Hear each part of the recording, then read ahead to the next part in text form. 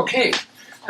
First of all, I would like to welcome the 3 new kids on the block, let's say, Dr. Geetha Gopalakrishna, Nina Renshaw, and Robert Johnstone. Dr. Geetha Gopalakrishna is a technical officer in the traditional Complementary and Integrative Medicine unit of the World Health Organization.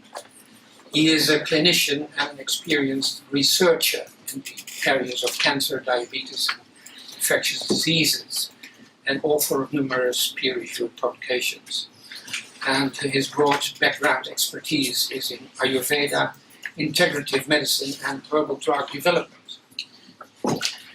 And Nina Renshaw is the Secretary General of EFA, the European Public Health Alliance, which is the most prestigious lobby organization in the public health sector at the EU level. She is a highly qualified manager.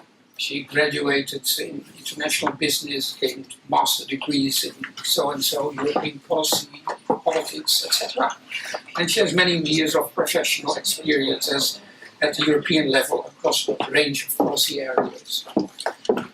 And Robert Johnstone, well, you have heard him several times this morning, but just to say a few words more about him. In his life, he has gained a wealth of experience as a user of health services, and since several decades, he has been on the board of a number of local, national, and international organizations representing the patient's voice. So, I would like to start with a few questions to the 3 new participants of in the panel. For instance, Dr. Gopalakrishna, could you tell us about the interest of WHO in the contribution of traditional and complementary medicine to the reduction of the AMR problem?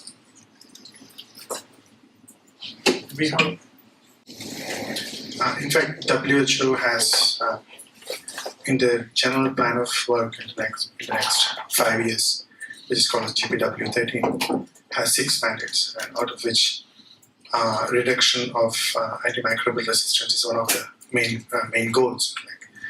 The new Director General has a very ambitious plan of trying to achieve health for totally 3 billion people in the next 5 years. So, this is a great achievement, because we are trying to cover at least half of the population in the next half of the human population in the next 5 years, and out of which antimicrobial resistance happens to be one of the top priority areas which we are trying to work on.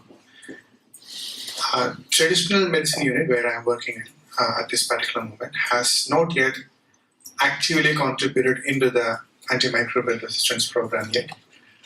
We are in the process of developing a strategy for that, and that's the reason why I have come over here to understand what exactly is happening across the globe. We are also trying to connect with other parts of the world and other countries and groups which are working in AMR or related to AMR, and trying to. The idea is to create a consensus, which probably might be varied, but we could have a general consensus for the globe, but specifically for regions and countries, it could be slightly varied, because the European requirements might not be the same as what the Southeast Asian requirement is or what the South American requirement is. Yeah. So we might find some variations, but a general consensus is what we want to arrive at, and we of course cannot do it alone. So we want all the help which is available to do that. EFA's aim is to promote and protect the health of EU citizens and to ensure the participation of citizens in health-related policy making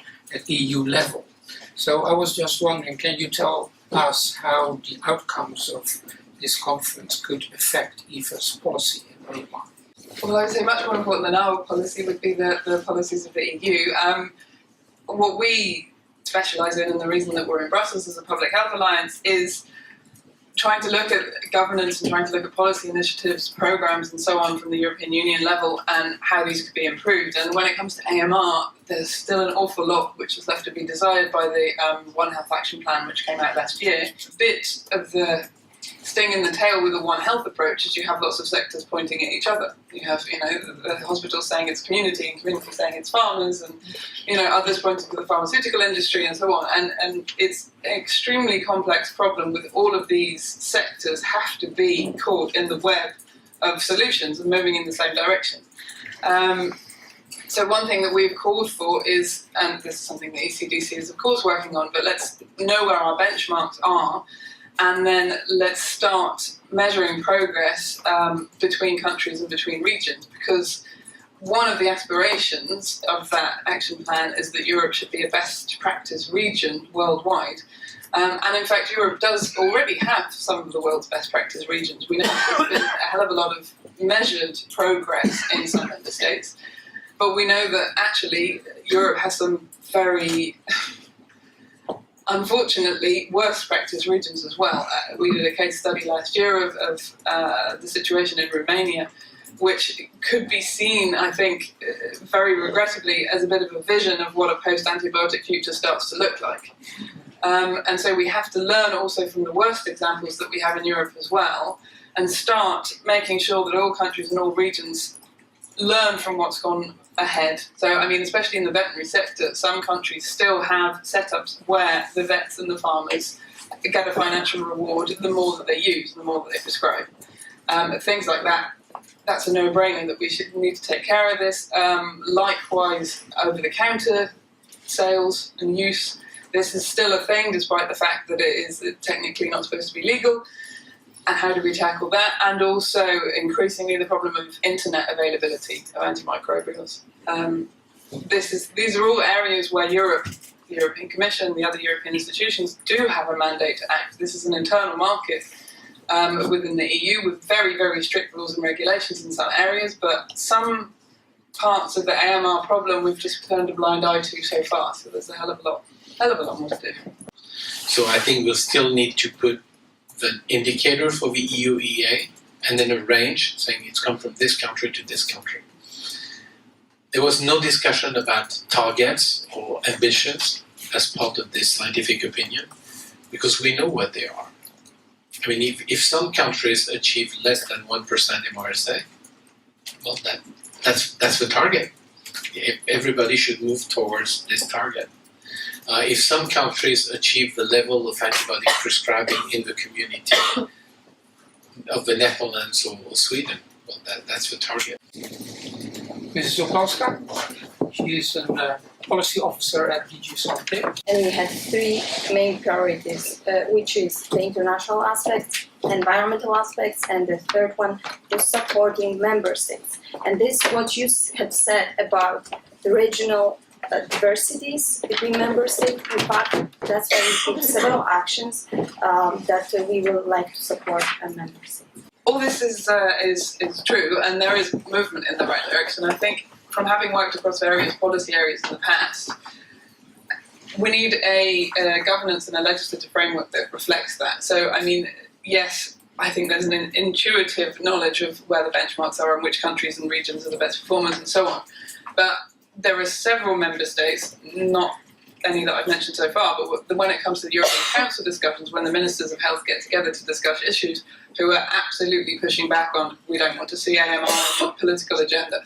Because if we have a hole in the safety net, in the sense of if we have one country that isn't tackling the problem, that's everybody's problem. Regardless of how well the UK or the Dutch or the Swedes have done, we all end up with that problem still within Europe. I see an enormous role for the sector of CAM, which deals with maintenance of health, prevention of illness, health literacy, in dealing with this issue. So not just the sector of CAM that deals with treating people or offering treatments for illnesses where antibiotics might be a problem. So, and I don't know if any members of the panel have any comments to make on that, because there are very, very many more CAM professionals involved in this area of CAM than there are in the area of CAM that could be perhaps alternative or complementary treatments to the actual, to the medical treatments.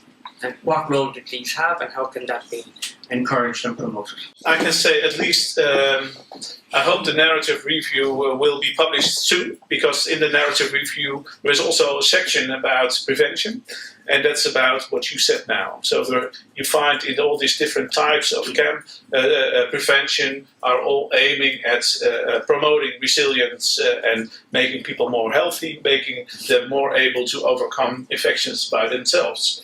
So that's one part which is been there, and it will be published soon, we hope. And the other thing is, I think it's at the right time, because you see it everywhere. At least I'm from the Netherlands, and there is so much interest in about vitality and health promotion. And from that perspective, there's a big entrance of trying to contribute to this movement. How much difference are we really going to make as patients and doctors prescribing carefully when farming is full of antibiotics? When the woman who goes past in the canteen and cleans the table is spraying, and her sprays have got antibiotics in them. You know, it's become so endemic in society that something really dramatic needs to happen. At the European Public Health Alliance, one of our biggest work areas is actually food and farming, and how that contributes or could help to tackle non-communicable diseases. There's probably we hope, some good news coming up. There's the Common Agricultural Policy, there's a new reform cycle coming up for the budget post-2020. And for the first time ever, and this is fantastic news for us, one of the main objectives of the CAP policy is going to be health. And I'm wondering in my own research whether it would make sense if we not only focus on the existence of AMR, but also on the existence of adverse effects of antibiotics on the human microbiome. Because I think for a patient, or maybe for a parent, it is much more really related to yourself or to your child if you know that the commonly used antibiotics in primary care do have side effects on the human microbiome, which could probably lead, and there's some research already there, showing that this can have long-term health effects. So if we more focus on the adverse effects for you as an individual, for your child, it speaks more for you as a patient that you don't need the antibiotics, you don't want the antibiotics. I just wanted to say something a bit about communication between doctors and patients. I hope we're not quite all as atrocious as your consultant was. I mean, certainly now communication does play a big part in the training of doctors and GPs, certainly in the UK. But I think the issue of antibiotics, I completely take the point that we need to explore people's concerns and expectations and what they're hoping for. And if the person is, not hoping for antibiotics and they don't need them, that's great. But quite often, in my own experience, the patient more than hopes, wants, demands antibiotics when they don't need them. And that leads to really difficult consultations. There has to be a point where the doctor feels able to say, well, you don't need antibiotics. Whether or not you want them, I'm not going to prescribe them to you. I mean, the delayed prescription is one sort of compromise where you can say to people, here's a prescription in case you get worse. We're back to raising awareness of a general public. And that gives the doctor's argument. I mean, what we did for the European Antibiotic Awareness Day campaign is to pick those key messages for which we could put a reference in front of it. I often cite this one. There's a study that has been done that, because we would have GPs and GP would say it takes too much time. Explaining to a patient that actually they don't need antibiotics takes too much time. Well, there's a study that has been done that actually it takes the exact same amount of time for explaining to a patient or a mother, that a parent, that the kid that doesn't need antibiotic, or explaining that yes, you will get an antibiotic and you will need to take it this way or this way, and the possible side effects are this and that. So that's a study. So we just say this and we put a reference. Now, it's European Antibiotic Awareness Day means these are resources for member states and for people that implement the campaigns in member states. So I have 2 comments and 1 question. Maybe first practical question about UK. It's about the diagnostic. Do you use it in practicals? When you said that you have many years of experience, so do you give tests before prescribing antibiotics to your patients? That's my question. But also to complement about EUROCAM, there we do it every 3 years. The next one will be in 2019, so we will have new data on this. Also coming back to the policy issues and, for example, prescription. We already mentioned, Dominique already mentioned the ARNA project. It's a very interesting project about inappropriate use of antibiotics. And in fact, it's been shown that the leftovers and the non-prescribed antibiotics are the main issue. However, we have to remember that in our pharmaceutical legislation, prescription is within the national competences. So when you said EU policy, I would like to, could you please elaborate a little bit more what you meant? I can answer about the UK. So the short answer is, in terms of diagnostics, we do a clinical examination and a history. Yeah, but you don't do the blood test and other... In primary care, we don't do blood tests. There has been a lot of research. I know what Philippe was telling me yesterday. In France, every GP is supposed to take a throat swab for streptococcus. I think that approach is debatable. I'm not sure whether it's cost effective, and I'm not sure if you find streptococcus on a throat swab, does it mean you need to treat it? I mean, many of us probably have streptococci living in our throats quite happily and we don't suffer any illness. So just because you find streptococcus on a throat swab, I don't think means you need to prescribe antibiotics for that patient. There are evidence-based tools, so the Centaur score and the fever pain score predict who needs antibiotics for sore throat, and those are well published and validated, based purely on history and physical examination. There has been some research on CRP testing with variable results. So some studies show that using a CRP test helps to reduce antibiotic prescription. Other studies show that actually it has no impact. So for the moment, that's not standard practice. It's no better than using just the fever pain score. So that's for sore throat. And for cough and bronchitis, there's been a very big European-wide, Europe-funded study called the GRACE trial, which is a randomized controlled trial of amoxicillin versus placebo. And basically, unless you've got crackles on your chest or signs of a high fever and pneumonia, even if you've got green sputum, you don't benefit from antibiotics. And that's purely, again, on physical examination and history without any investigations. You have standard units. You don't have per person, like, for example, in the US, they have this patient will be taken for 3 days and he gets only this for those 3 days, those units. So it depends on the infection. So for uncomplicated urinary tract infections in women, now the guideline is 3 days of antibiotics. So we prescribe 3 days of antibiotics for that.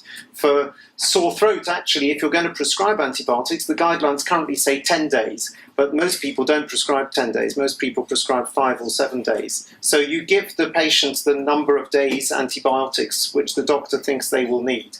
I'm just very, very glad and very thankful for this day.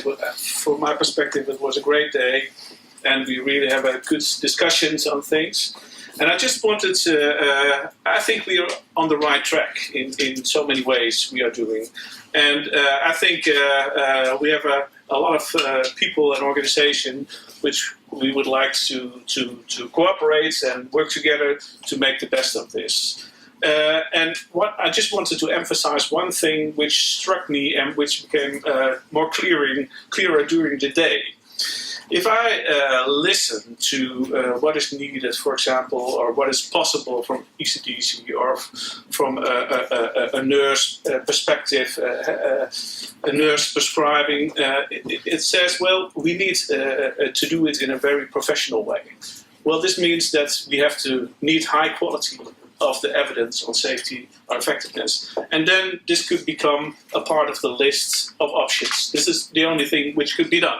But we really need high quality evidence. And also the nurse prescribing says, well, it's not our competency at the moment, and we do not have the evidence yet, so we cannot do anything at the moment. So I think this is one perspective for professionalizing, and that's one of the direction we mentioned also from our challenges, that we have to go for more and higher quality evidence. But the other thing which also struck me was everybody talks nowadays about the professional patients, the patient who is self-management. And what does a patient who is able to self-management, what does he need? He needs to know what are the options, what are the pros and cons, what are the uncertainties. And then somebody can choose for themselves. And I think that's the other way to go forwards. How can we help? Because patients now choose maybe for antibiotics when it's not necessary.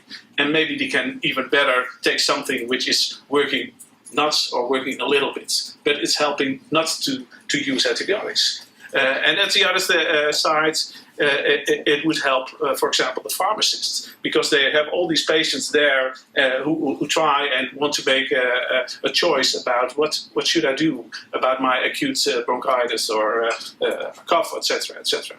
So I think these are two ways to go forward: professionalize the institute, help them to be able to be a professional organization, and the other thing is help patients and pharmacists to make professional decisions for themselves.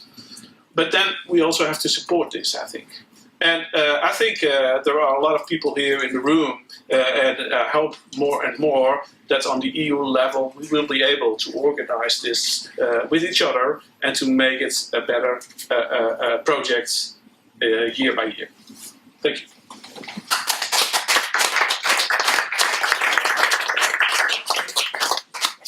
So, well, I would like to thank you all, especially the speakers, of course, and the panelists for their contributions, their wonderful presentations, and their expertise in the discussion.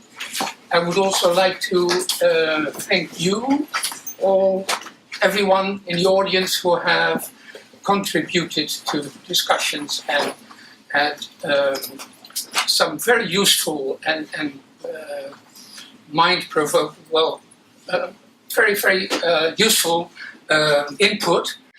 And I would like to thank our assistants for helping to organize this event.